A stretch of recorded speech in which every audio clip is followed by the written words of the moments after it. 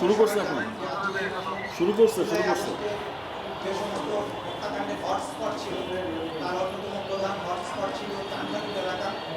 5ই August তারিখে হাসিনা পালিয়ে যাওয়ার সময় শুরু করছে এই চান্দাপুর এলাকায় পুলিশ নির্বিচারে গুলি চালিয়ে দেখতেছেন না ভাই এই দেশের আন্দোলনকারী তত্ত্বাজাত তরুণ 6 জন মানুষকে তার সেই খুন করেছে। অনেককে আহত করেছিল।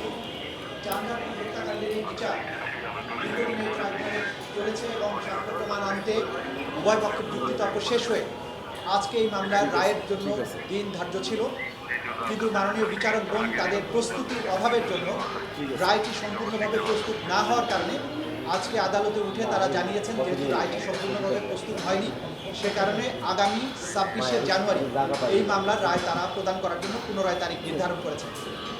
আমাদের পক্ষ থেকে প্রসিকিউশন আমরা সবাই প্রস্তুত ছিলাম, কিন্তু আদালতের পক্ষে রায় প্রস্তুত করার যে সুযোগ বা সময় তাদের এই সময় লাগতেই পারে, তাদের পক্ষে এটাকে রেডি করার জন্য যতটুকু সময় প্রয়োজন তারা সেটা নিতে পারেন, সে কারণে তারা সময়টা নিয়েছেন।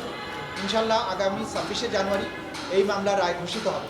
কিন্তু আমরা প্রসিকিউশনের পক্ষ থেকে আপনাদের মাধ্যমে দেশবাসীর কাছে যে বার্তাটা দিতে চাই সেটা হচ্ছে জুলাই আগস্টে যেভাবে বাংলাদেশে মানবতা বিরোধী অপরাধ সংগঠন করা হয়েছে, যারা ক্ষমতায় টিকে থাকার জন্য দানবের ভূমিকায় অবতীর্ণ হয়েছিলেন, যারা নির্বিচারে এই দেশের নিরস্ত্র নিরীহ তরুণ যুবক এবং শিশুদেরকে হত্যা করেছে, এই হত্যাকাণ্ড করে যে পার পাওয়া যাবে না সেই বার্তাটি আমরা আপনাদের মাধ্যমে জাতির কাছে দিতে চাই।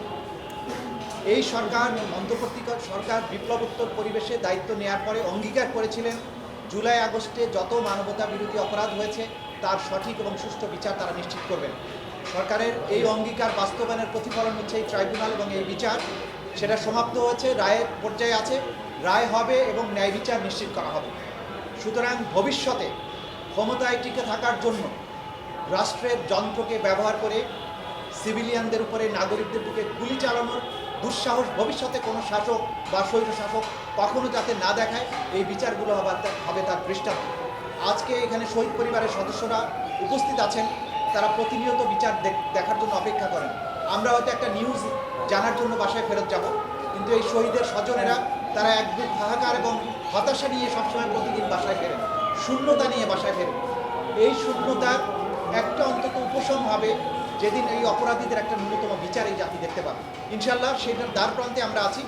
26শে জানুয়ারি এই রায়টা ঘোষিত হবে।